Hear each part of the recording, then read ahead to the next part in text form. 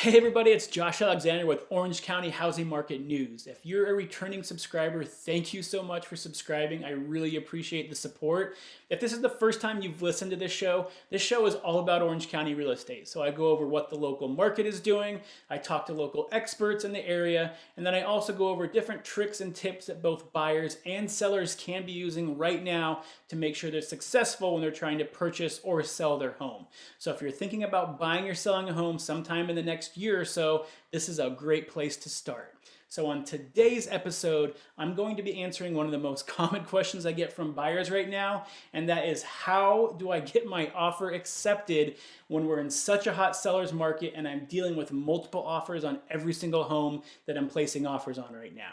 So there's so much information on this topic that I'm going to be breaking it into 2 episodes.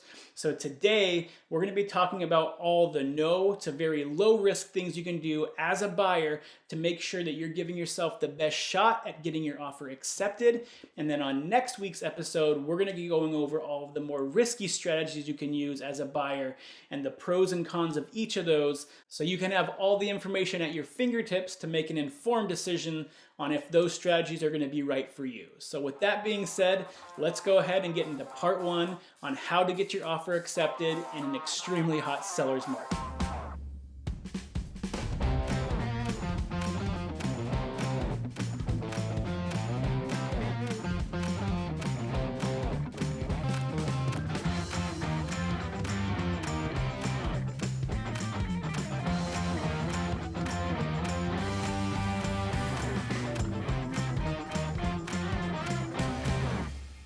Okay, so before we get started, if you haven't already subscribed to this channel, please hit the subscribe, like, or follow button below. And if you're watching this on YouTube, also hit that bell button. That way you're notified every time a new episode's released. So like I said before, today we're going to talk about the things that you can do that really have no risk to you to make sure you're setting yourself up to give yourself the best shot at getting into a home and outbidding and outcompeting all these other buyers. So a lot of these things might sound like very small, tiny things that won't make a difference, but every little advantage you have in today's market is going to give you that much better of a shot at getting into a home.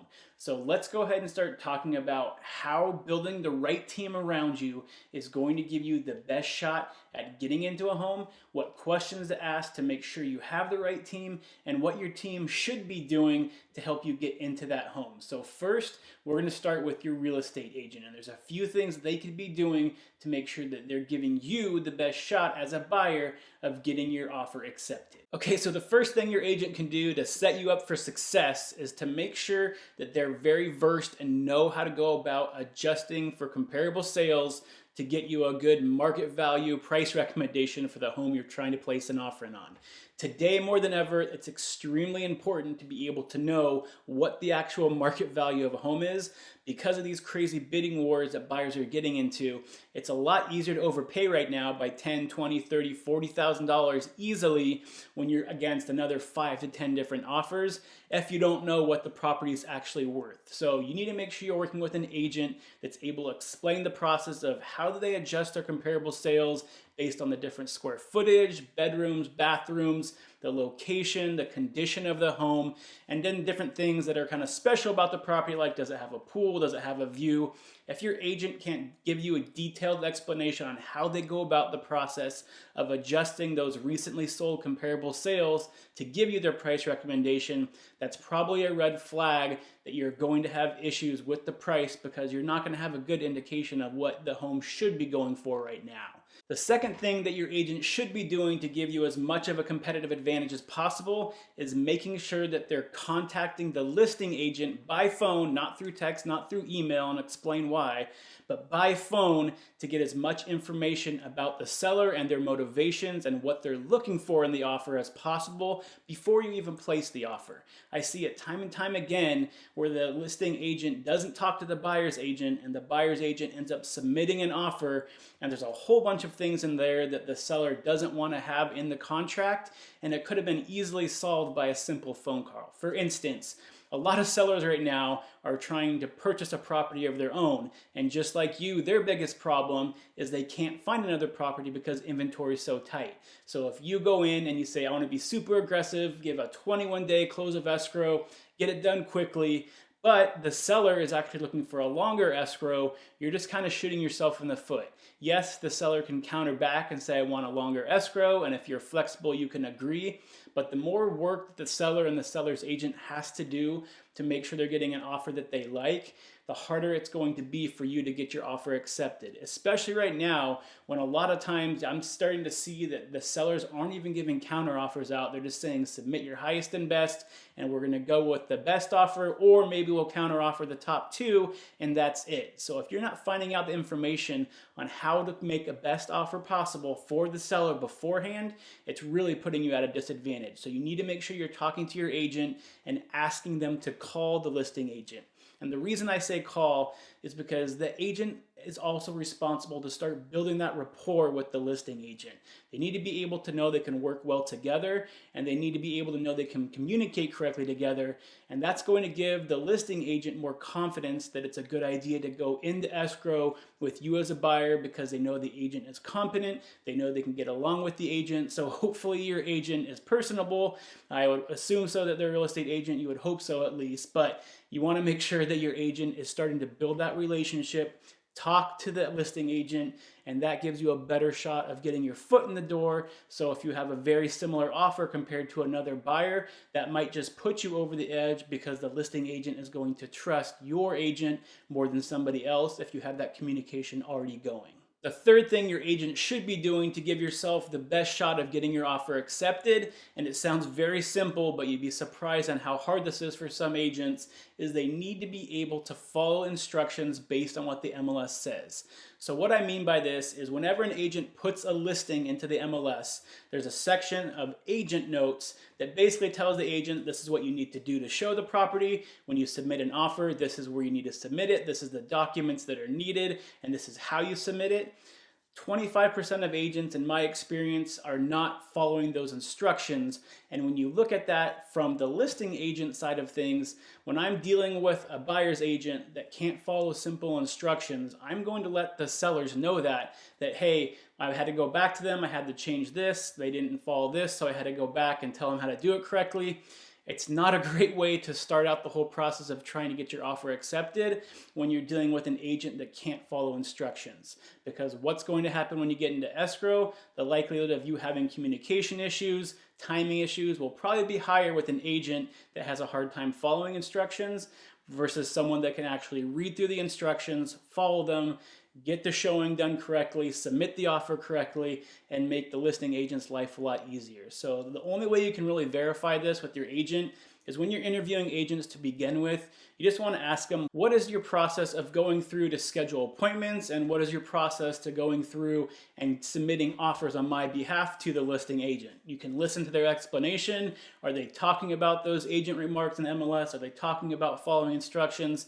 That's really the best you can do to make sure that you're working with an agent that knows that it's important to look at those instructions and follow them to give yourself the best shot at getting your offer accepted eventually, especially in a multiple offer situation.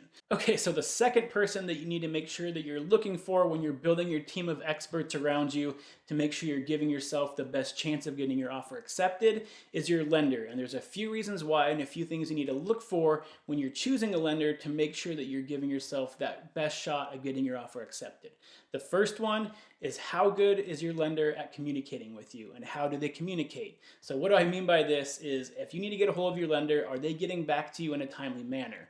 But also, if you like to communicate through text, does your lender communicate through text? If you like to pick up the phone, are you able to get a hold of them by the phone? Or are you constantly getting their voicemail?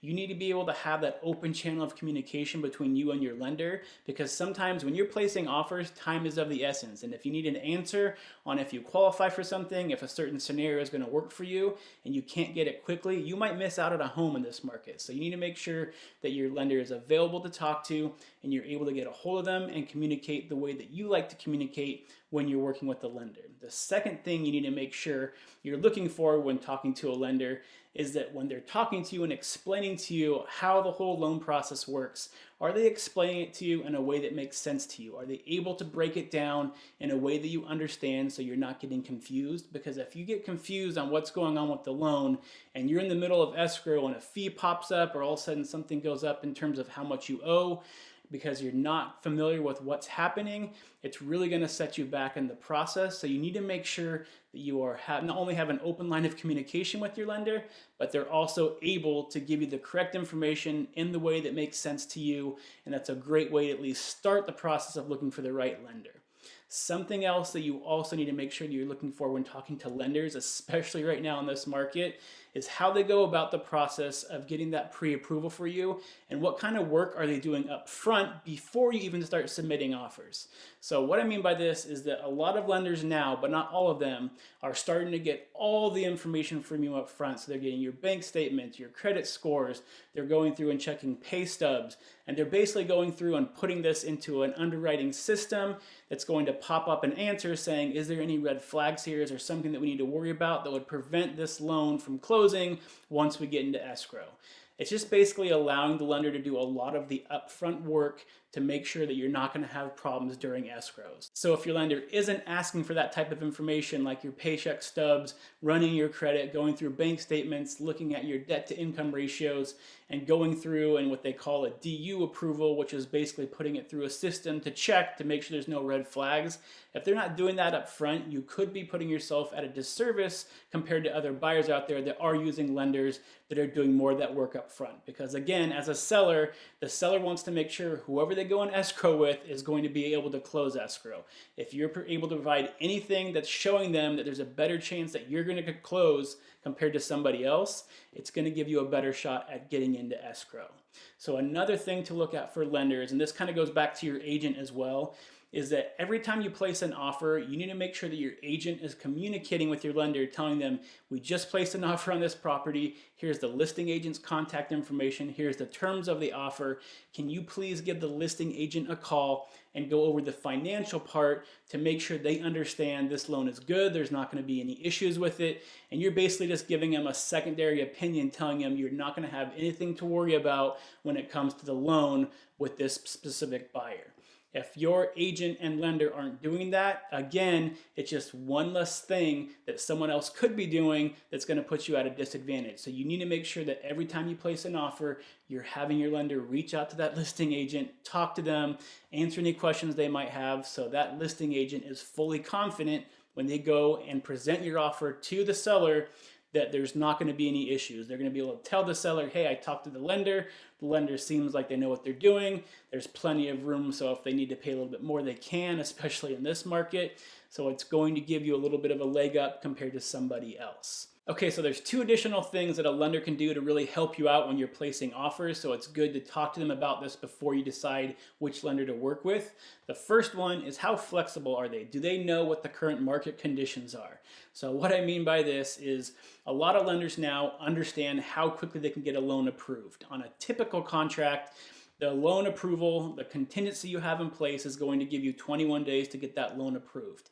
If they know they can get it done in 17 days and you're able to reduce your contingency from 21 to 17 days, it's going to give you an advantage compared to somebody that can't do that. So what is a contingency? Well, contingency is basically there to protect you as a buyer and give you a way to exit the contract and not purchase the home if something were to happen with the loan, with the appraisal, with the inspection.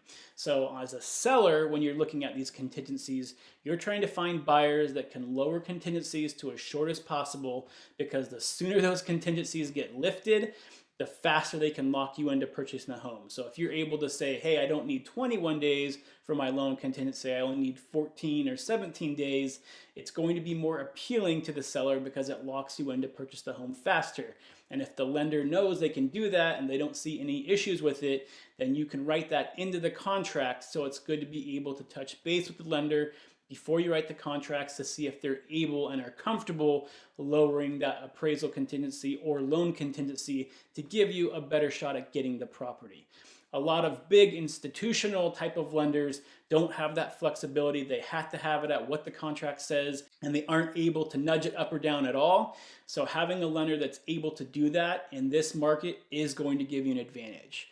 The last thing you can do, and this is something that not many lenders are doing, but you can ask about it and see if they're comfortable with it, is some lenders are now starting to say, hey, we can get this loan closed and get everything closed in 30 days. If we can't close it in 30 days, I'm going to pay the seller a per diem, so per day, a certain dollar amount if we can't close escrow because of something due to the lender. So if the lender makes a mistake and can't close escrow when they say they will, then you're basically saying the lender is going to give them a certain dollar amount per day every day that escrow is delayed getting closed. This is just one more financial incentive that you're giving the seller and more confidence that you're giving the seller to basically tell them, hey, this lender is going to close this loan in 30 days. If they don't, they're so confident they can close it in 30 days, they're going to tell you that they're going to pay you money every single day that it's not closed. So again, this is not something that all lenders are doing right now, but it's important to ask about it and see if your lender would be open to it.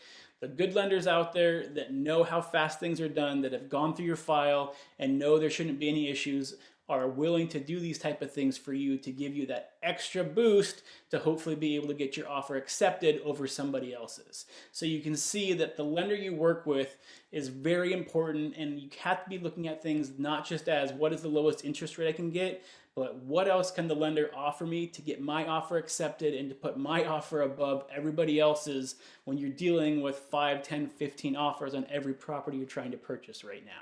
Okay, so the third person you're going to want to look at when you're building your team of experts around you to give yourself the best shot at getting your offer accepted, and this might be an odd one, but it's going to be your general inspector. So let me tell you why. So in California, you can go out as a buyer and hire any general inspector you want. So you can do your own research, find an inspector that you trust based on their recommendations, or oftentimes your agent is also going to have an inspector that they use, that they've worked with before, they trust, they know they do a good job. You're free to choose whoever you want. However, there's a few things you want to make sure you're talking to the inspector about before you decide to hire them. The first one is how available are they? So right now, just like with the other contingencies, there's an inspection contingency.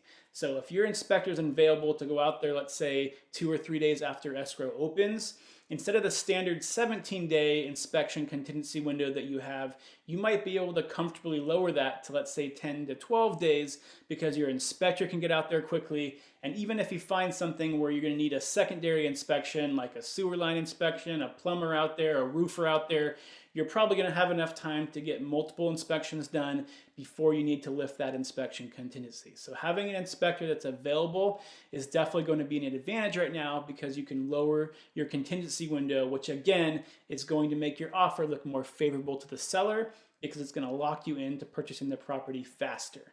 The second thing you want to see if the inspector has any flexibility with is, are they able to basically hold an appointment for you? So with the inspector that I work with, for instance, I can call him, and if he has an appointment available on a certain day, I can say, hey, can you hold this for 24 hours while we submit our offer?